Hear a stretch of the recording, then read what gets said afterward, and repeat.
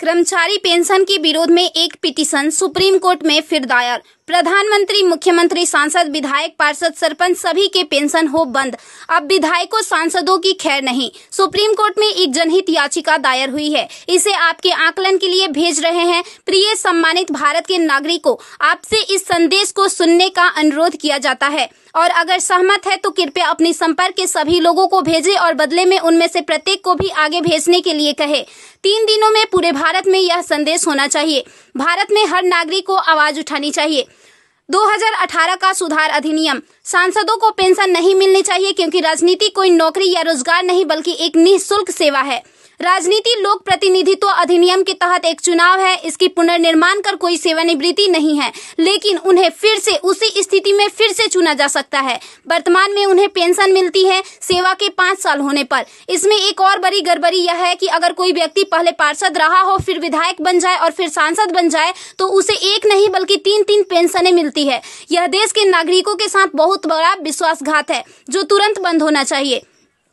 केंद्रीय वेतन आयोग के साथ संसद सदस्यों, सांसदों का वेतन भत्ता संशोधित किया जाना चाहिए और इनको इनकम टैक्स के दायरे में लाया जाए। वर्तमान में वे स्वयं के लिए मतदान करके मनमाने ढंग से अपने वेतन व भत्ते बढ़ा देते हैं और फिर उस समय सभी दलों के सुर एक हो जाते हैं। इसके उल्टा जो व्यक्ति अपने जीवन काल में 30 या 40 वर्षों तक शासकीय सेवा कर सेवानिवृत्त होता है, उसकी पेंशन बंद कर दिया जाता है।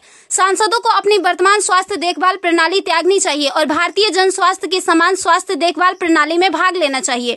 इलाज विदेश में नहीं, भारत में होना चाहिए। इनका अगर विदेश में करवाना है तो अपने खर्च से करवाए, अन्यथा मर जाए।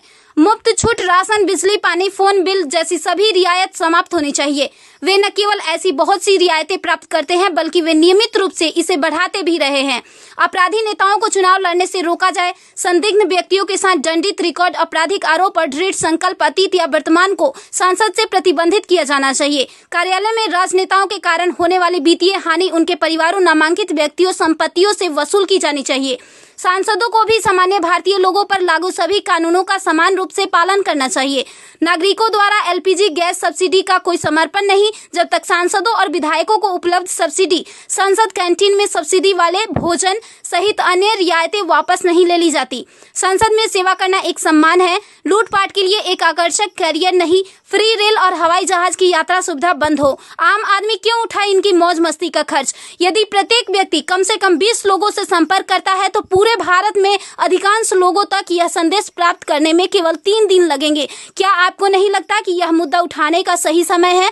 यदि आप उपयुक्त से सहमत है तो इसे फॉरवर्ड करें, यदि नहीं तो बस हटाएं। आप मेरे 20+ में से एक है। कृपया इसे जारी रखें। धन्यवाद। जय हिंद। वंदे मातरम।